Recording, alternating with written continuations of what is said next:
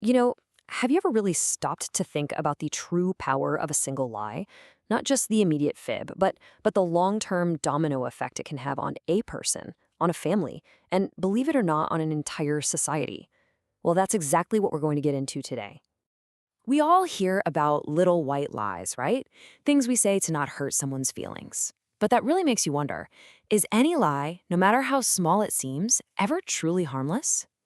In this explainer, we're going to dive into what Islamic teachings, specifically from the Quran and Hadith, have to say about the huge and often invisible consequences of being untruthful.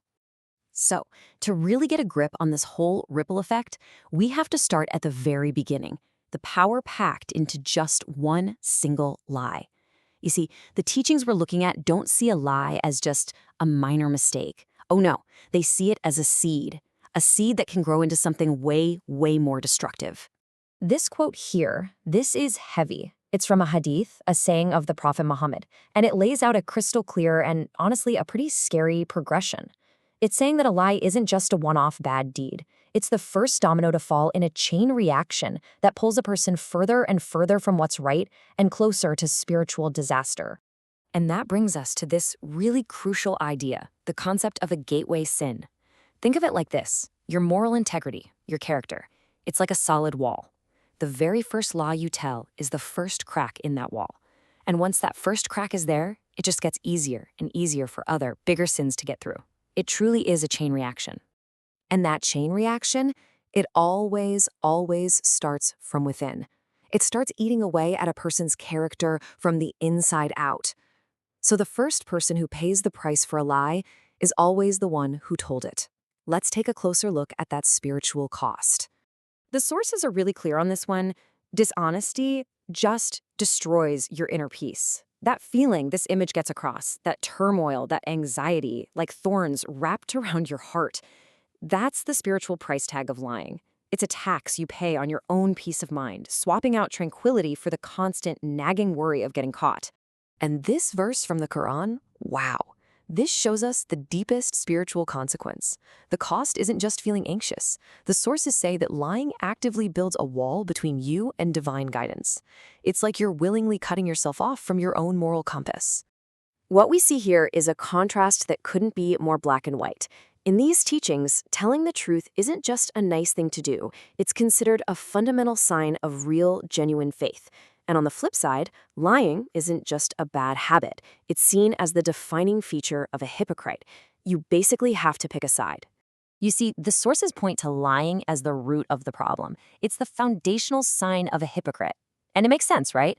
A person who lies is seen as way more likely to break their promises and betray someone's trust. It all starts with that dishonesty, and it creates this whole destructive pattern of behavior. Now, all this inner damage, it doesn't stay locked away inside for long. It's bound to ripple outwards. And the very first place it hits? Our closest relationships, our families. This is where that personal cost starts to hurt other people.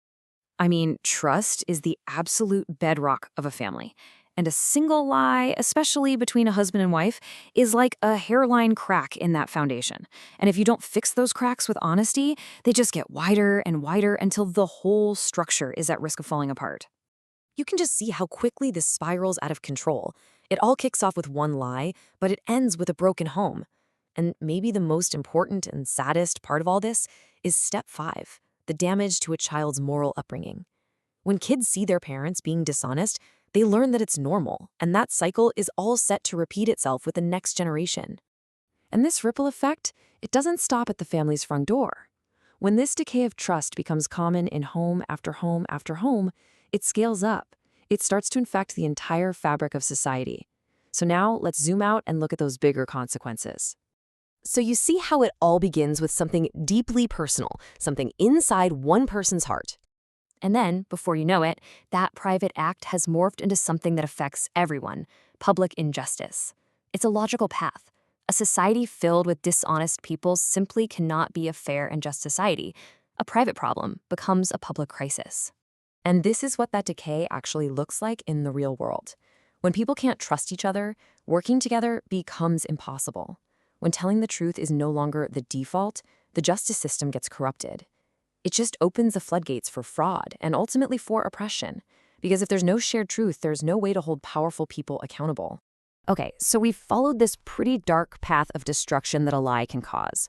But the sources don't just leave us there. They offer a very clear, very powerful alternative. If lying leads to all this ruin, where does the path of truth lead? And really, this is what it all boils down to. The message isn't just about avoiding the bad stuff. It's about actively choosing the good stuff.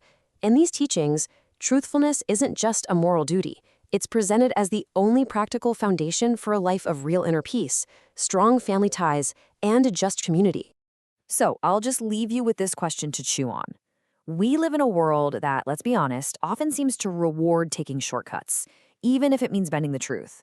But after seeing this whole ripple effect we've explored today, what's the real long-term price of even one small lie?